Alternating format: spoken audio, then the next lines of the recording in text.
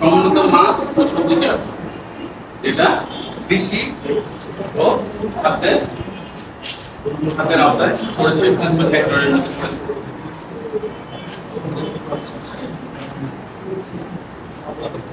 সারসংক্ষেপ: পুকুরে মাছ ও সবজি চাষ করা হবে। সবজি ও মাছ মানুষের শরীরের বিভিন্ন ভিটামিন ও উন্নত মানের প্রোটিনের, আরো স্পষ্ট করে বললে প্রাণীজ প্রোটিনের অভাব বা চাহিদা মেটায়। বিশ্বব্যাপী মাছ চাষে উৎপাদিত সবচেয়ে গুরুত্বপূর্ণ মাছ প্রজাতি হল কার্প, তেলাপিয়া, স্যালমন ও ক্যাটফিশ। মাছের পাশাপাশি সবজি ও মানবদের জন্য খুবই গুরুত্বপূর্ণ। এদেশে প্রায় প্রতিটি পরিবারেই নিয়মিত চাহিদা শীর্ষে সবজি ও মাছ। পুকুরের পানিতে মাছ চাষের পাশাপাশি পুকুরের পাড়ের বিভিন্ন অংশ ব্যবহার করে একই সাথে সবজি চাষ সম্ভব।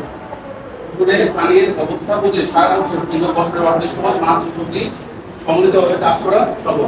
খরচ ও শ্রম প্রায় কাছাকাছি বিনিয়োগ করে তুলনামূলক বেশি আয় করা সম্ভব। উদ্দেশ্য: সমন্বিত মাছ ও সবজি চাষের মাধ্যমে একই সাথে স্বল্প খরচে স্বল্প শ্রমে মাছ ও সবজির অধিক উৎপাদনের মাধ্যমে দেশ ও সমাজের চাহিদা পূরণ সম্ভব হবে। দেশ ও সমাজ এর মাধ্যমে স্থানের উপযুক্ত ব্যবহার নিশ্চিত করা সম্ভব হবে। এই দক্ষতা অর্জনের মাধ্যমে যে কেউ নিজের বাড়ির পুকুরে কিংবা লিজ বা ভাড়ায় নেওয়া পুকুরে দক্ষতার সাথে একত্রে মাছ ও সবজি উৎপাদনে সক্ষম হবে। অর্থনৈতিক ও প্রযুক্তিগত কথায় আছে, প্রয়োজনেই উদ্ভাবনের জন্য। প্রয়োজন মানুষকে অনেক নতুন কিছু করতে উদ্বুদ্ধ করে। কৃষি ও খাদ্য খাতের চাহিদা অতীতেও ছিল, এখনো আছে এবং ভবিষ্যতেও থাকবে। সমন্বিত মাছ ও সবজি চাষের মাধ্যমে আমরা পারিবারিক পুষ্টির চাহিদা পূরণ করা সম্ভব হয়, সম্পদের সঠিক ব্যবহার নিশ্চিত হয়, কম খরচে উৎপাদন করা সম্ভব হয়, সহজে ব্যবস্থাপনা রক্ষণাবেক্ষণ করা যায়, পারিবারিক আয় বৃদ্ধি পায় এবং পরিবারের নারী সদস্যগণ উৎপাদনমূলক কাজে অংশগ্রহণ করতে পারবে। সঠিক পদ্ধতিতে মাছ ও সবজি একসাথে চাষ করতে এই বিষয়ে ন্যূনতম জ্ঞান অবশ্যই অর্জন করতে হবে। এক্ষেত্রে প্রয়োজনীয় প্রশিক্ষণ গ্রহণের মধ্যে নিজেকে সমৃদ্ধ করা সম্ভব।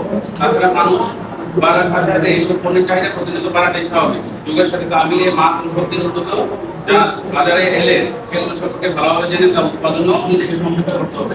অন্যথায় সর্বদা একই কৌশল অবলম্বন করে খুব বেশি দিন প্রতিযোগিতায় টিকে থাকা সম্ভব হবে না।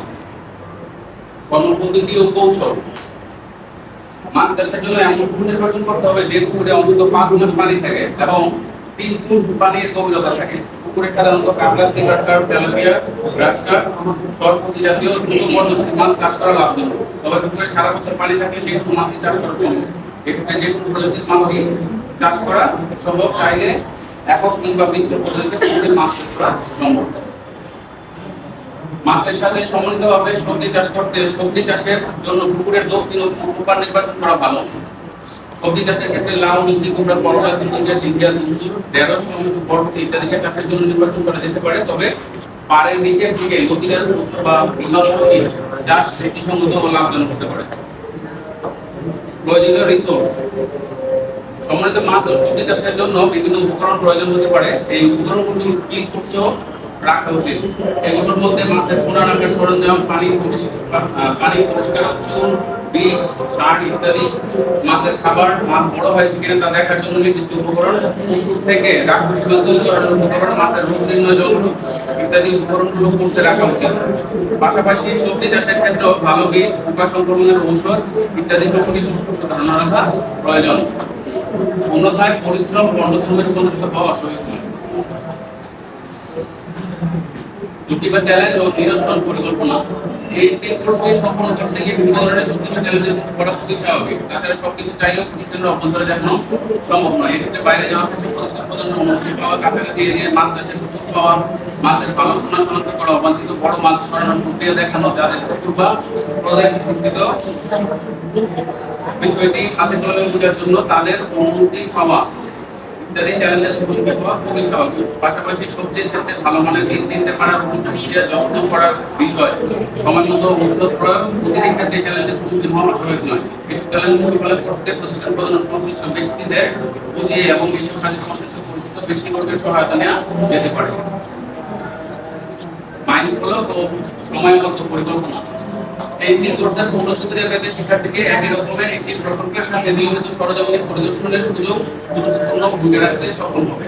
পোনা ছাড়ার জন্য কুকুরকে তৈরি করা শুরু থেকে পোনা ছাড়া কোনো বড় হওয়া ওষুধ প্রয়োগ না করে মান পরিদর্শন বাজারজাতকরণ প্রক্রিয়ার সাথে পরিস্থিতি ইত্যাদি এসবের সাথে বাস্তবতা করতে সার্থক করে তুলতে এবং করতে মাইক্রো পর্যন্ত সহায়তা করবে। প্রফেশনাল স্কিল কোর্স শেষে যা কিছু জমা প্রদর্শিত হবে।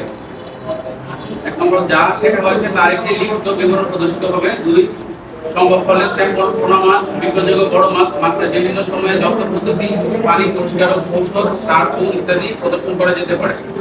3 নম্বর সবজির ভালো বীজ, বিভিন্ন রোগ ও প্রতিকার যত্ন নেওয়ার পদ্ধতি ইত্যাদি সম্পর্কে ব্রিফিং বা লিখিত নেওয়া যেতে পারে।